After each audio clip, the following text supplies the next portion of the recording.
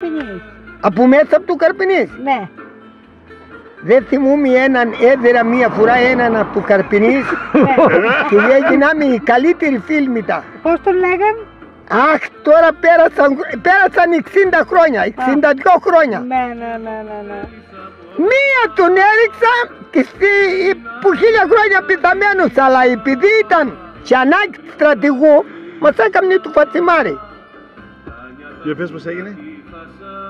Ήμουν εκπαιδευτής στη Δευτέρα Μοιραρχία στα Λίβ. Ναι.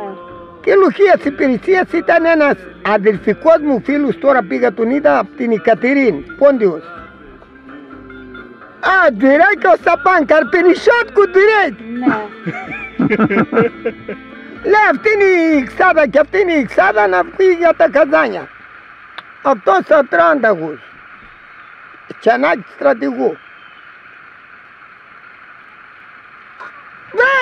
Τίποτα. Έρχεται φουνάς Ρόπας. Έλα καλατζίδι τίτια.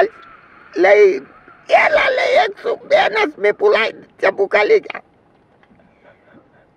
Λαχάς, προσοχή, μια ανάπαυση, προσοχή, μια ανάπαυση. Καλατζίδης διατάκτη.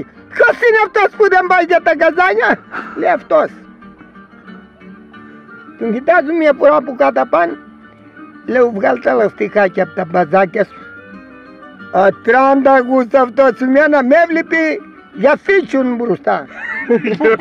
Λοιπόν, τέλος πάντων, βγάλ' τα μπαζάκια, όχι, βγάλ' τα λαστιχάκια, όχι. Του κόβω μία, είπε, λέει, ξέρεις ποιος είμαι εγώ, είμαι, λέει,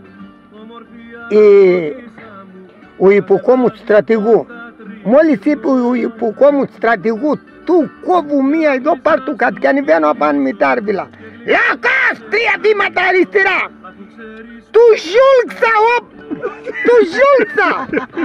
Λοιπόν, τέλος πάντων, τον σήκουσα, τον έκουψα κανένα δυο ακόμα ζεστές στα καζάνια. Αλλά οι άλλες σειρές που έφυγναν έλεγαν να μα πάτε κάτι στα Λίβ, τώρα ο Ρόβας αυτήν τη σειρά σκότωσε 4. Ήταν κόκαλα από τα μπλάρια όξου από τη στρατότητα. Είναι την άλλη σειρά, δεν τις παραχώνουν, όσοι σκοτώνουν Ρόβας δεν τις παραχώνουν.